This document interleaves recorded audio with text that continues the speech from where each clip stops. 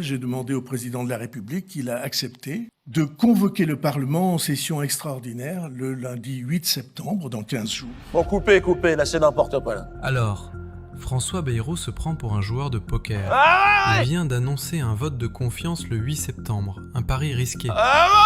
Ce serait une première sous la 5ème République.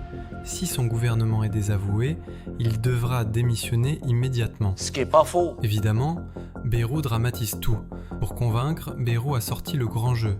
Dette qui explose, menace de finir comme la Grèce, retraite et salaire sacrifiés. J'ai perdu les sourcils. Bref, le choix, selon lui, c'est accepter l'austérité façon Bruxelles ou sombrer dans le chaos. Charmant programme. Autant dire j'ai le sida qui en veut. Dans les sondages, il s'effondre. Pour ceux au fond de la classe qui croient encore aux sondages. Ses vidéos YouTube font moins de vues qu'un tuto pâtisserie. Et surtout, les Français n'y croient pas. J'engagerai ce jour-là la responsabilité du gouvernement sur une déclaration de politique générale conformément à l'article 49, alinéa 1er de notre Constitution. Il a tourné fou le mec. Cette déclaration de politique générale aura pour objet de poser explicitement la question centrale, savoir s'il y a bien gravité du danger pour la nation, Ferme ta gueule. s'il y a urgence ou pas, et choisir la route qui permettra d'échapper à cette malédiction en retrouvant la maîtrise de nos finances, donc en choisissant de réduire nos déficits et en produisant plus.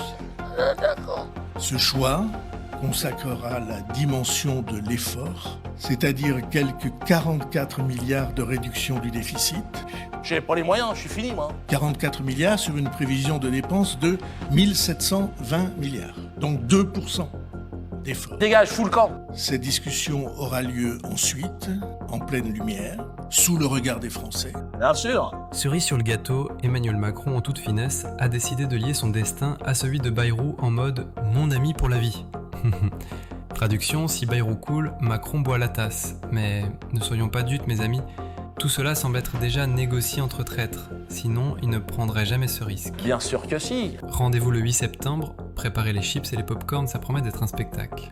Ce qui devrait être une démonstration de force pourrait bien tourner au saut de l'ange, sans parachute. À bientôt les amis.